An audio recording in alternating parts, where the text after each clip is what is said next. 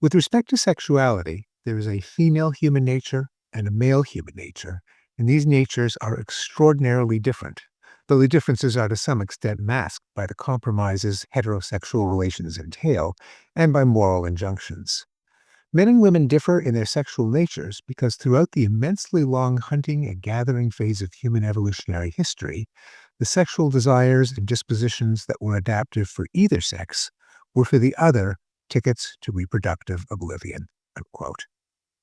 This bold yet qualified proclamation was how Donald Symons announced the theme of his epical 1979 book, The Evolution of Human Sexuality, EHS.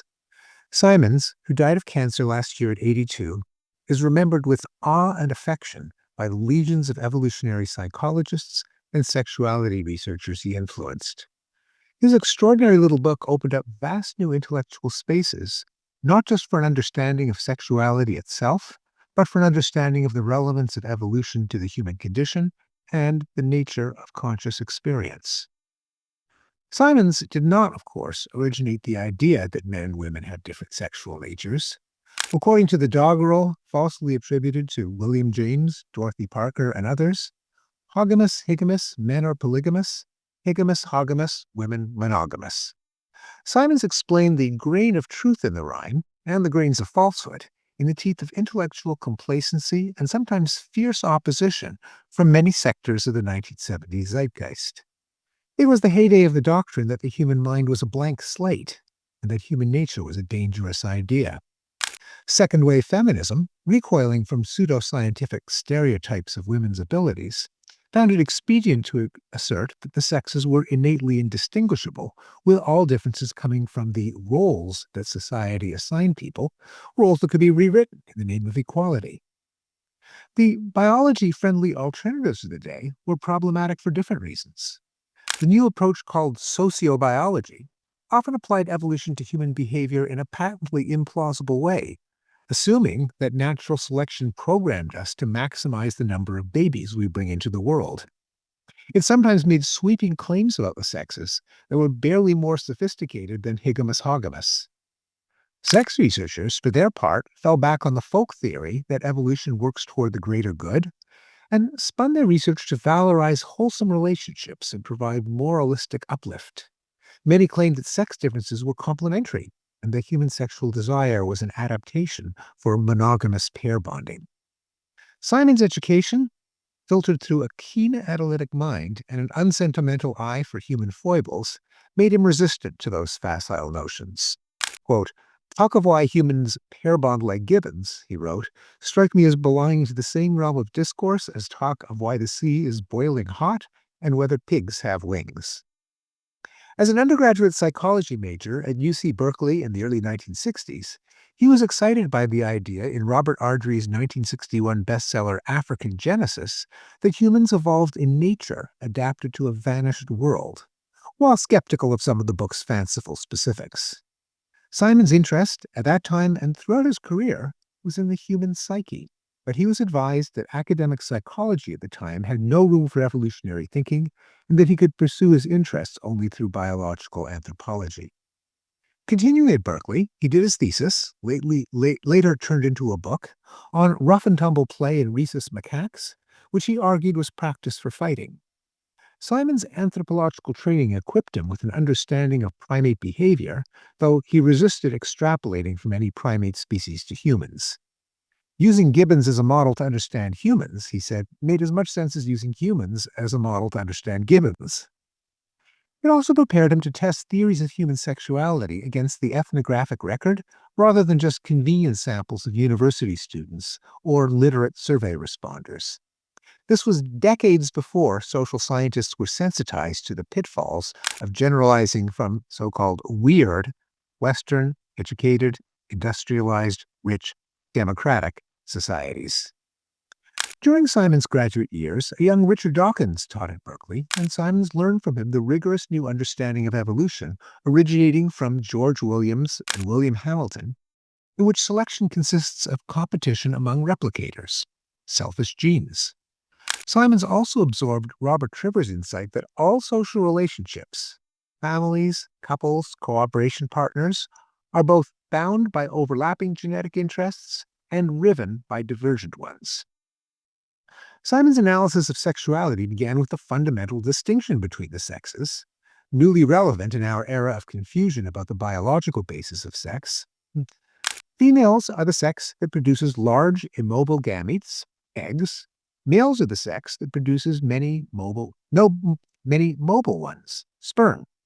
This contrast opens up selection pressures for the evolution of other sex differences, which multiply the asymmetry in many species, especially mammals, by selecting for greater investment in offspring by females than males. Trivers worked out the behavioral implications. The greater investing sex, usually female, is the rate-limiting step in reproduction, so a male's reproductive success depends on how many females he mates with, whereas a female's reproductive success does not depend on how many males she mates with, but on their genetic quality and their ability and willingness to invest in their offspring. This in turn explains two phenomena of sexual selection which had fascinated Darwin in The Descent of Man and Selection in Relation to Sex. In many species, males compete and females choose. Well, this brings us to the grain of truth in Higamus-Hogamus. Polygyny is massively more common in traditional societies than polyandry, and even in nominally monogamous ones, female sexuality is treated by both sexes as a scarce resource. Symons noted, quote, "Among all peoples, it is primarily men who court, woo, opposition, seduce, employ love charms and love magic, give gifts in exchange for sex, and use the services of prostitutes. And only men rape. Everywhere, sex is understood to be something females have that males want. It constitutes a service or favor that females in general can bestow on or withhold from males in general, though favorless intercourse also occurs, and the exchange may be reversed in certain circumstances." The bold generalization, "among all peoples," tells a story. Symons enjoyed a lifelong dialogue with his friend, UC Santa Barbara colleague, and sometimes landlord, the cultural anthropologist Donald Brown. Brown lost a bet with Symons that he could find exceptions in the ethnographic record to each of Symons' claims about universals in human sexuality. Chastened, Brown rethought the anthropological dogma that cultures could vary without limit and went on to write the classic 1991 book, Human Universals. But human sexuality defies the rhyme in important ways. Homo sapiens, Symons pointed out, is atypical among mammals in the degree to which fathers invest time, care, and resources into their children and the children's mothers. But a man's investment is optional. He can sire a child with a few minutes of copulation, whereas a woman's is obligatory, committing her to 9 months of pregnancy and, in traditional societies, years of lactation.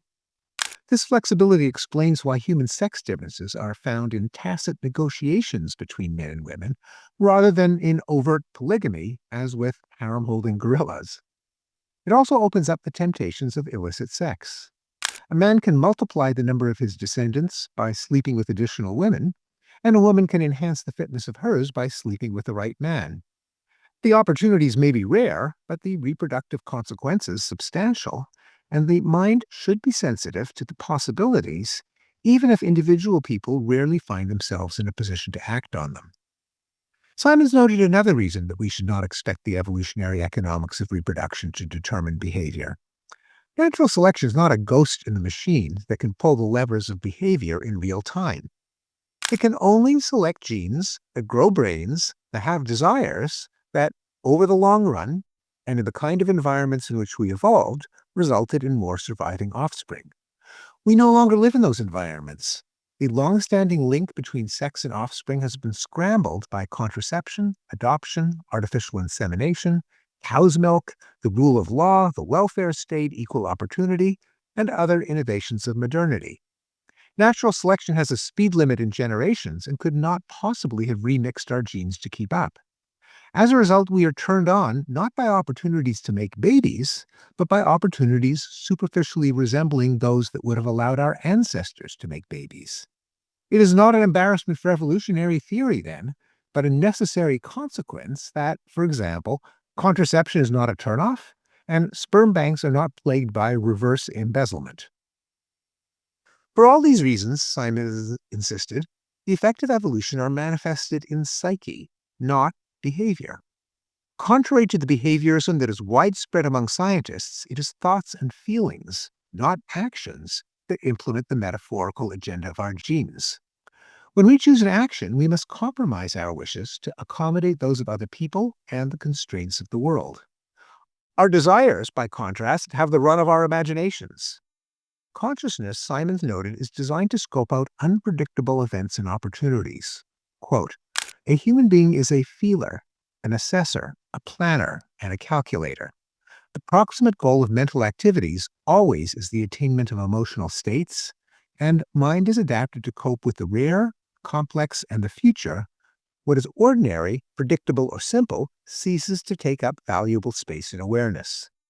So, as we play the routine games of life, our imaginations seethe with wicked fantasies about sex, revenge, and leaps of status.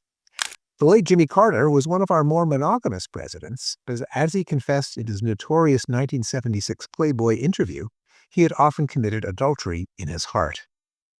Symons' insistence that natural selection left its fingerprints in consciousness rather than behavior led to the idea that a new Darwinian science of humans should be an evolutionary psychology with a focus on thought and feeling, distinct from the behaviorist approaches of sociobiology, behavioral ecology, and Darwinian anthropology.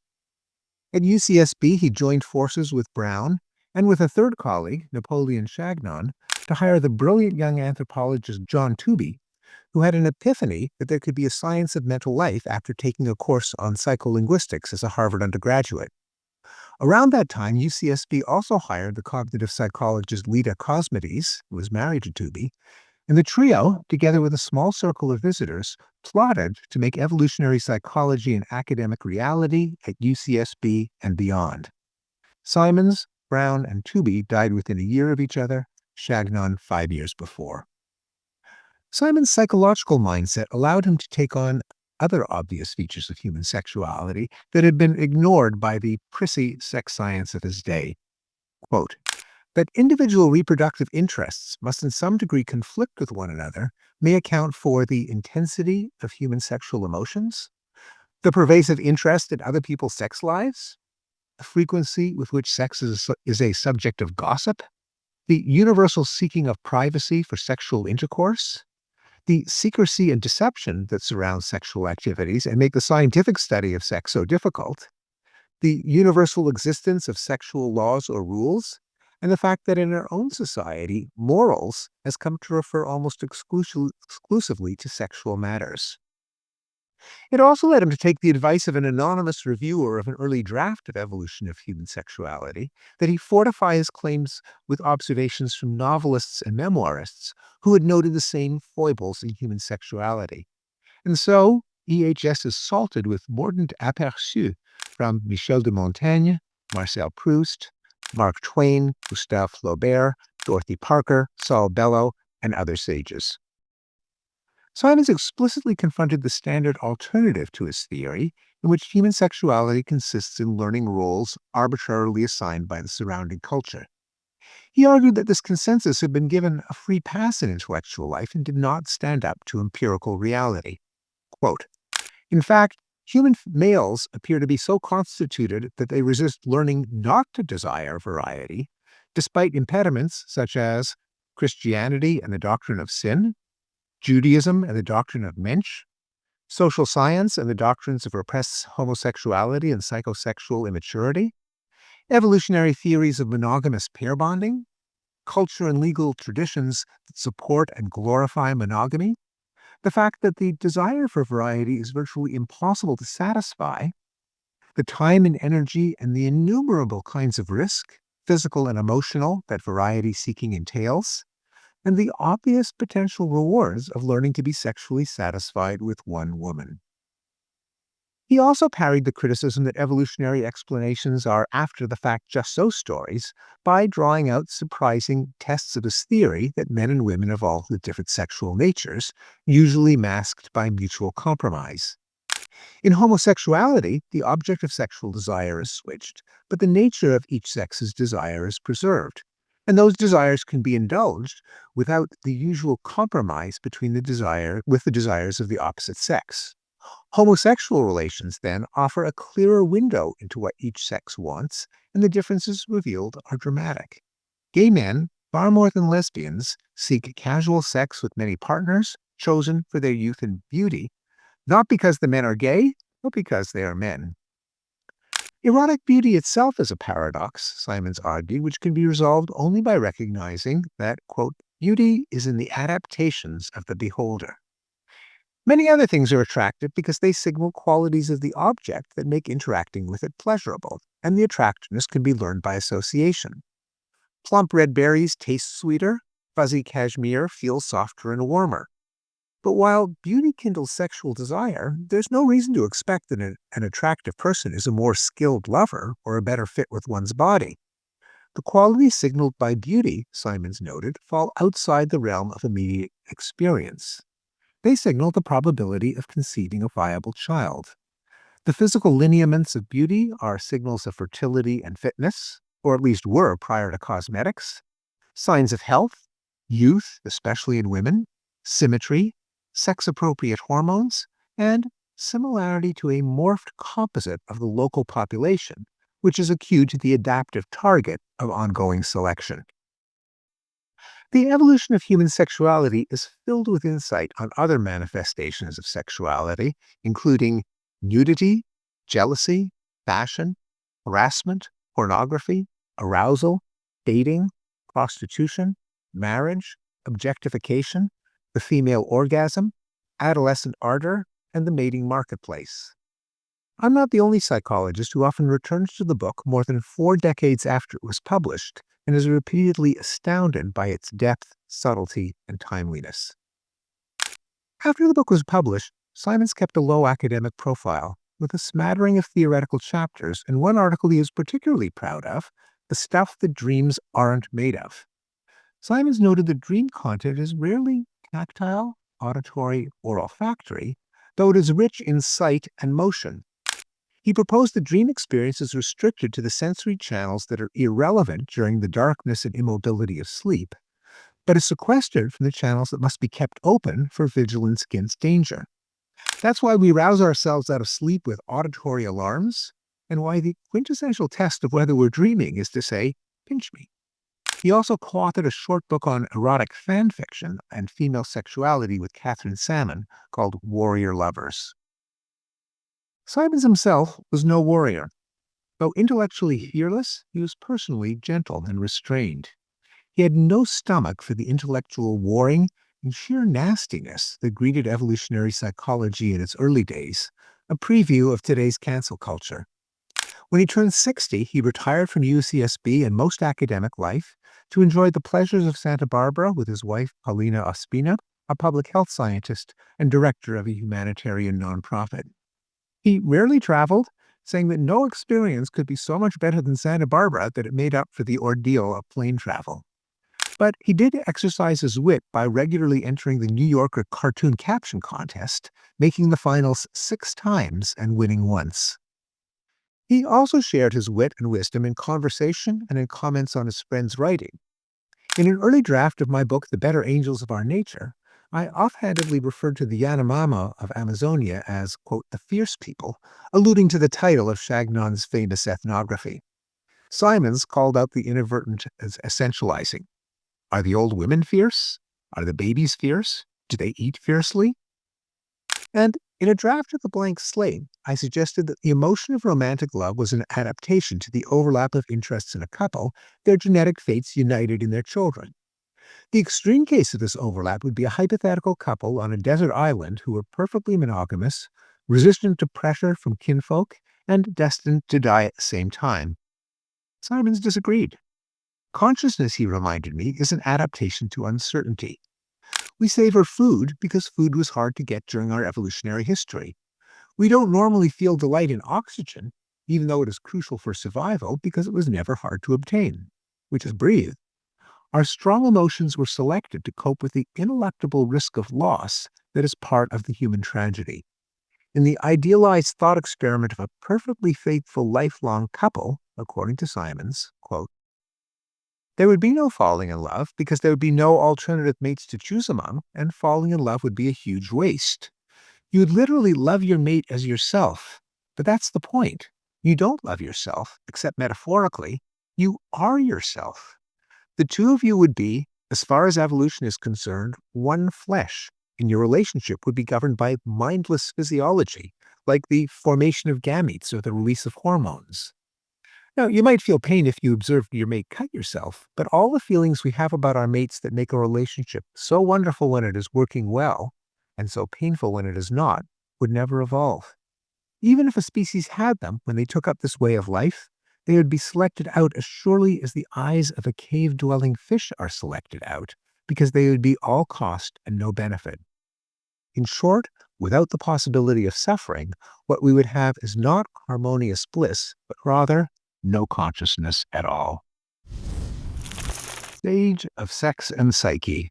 Remembering Don Symons, 1942 to 2024. Read by me, Steven Pinker.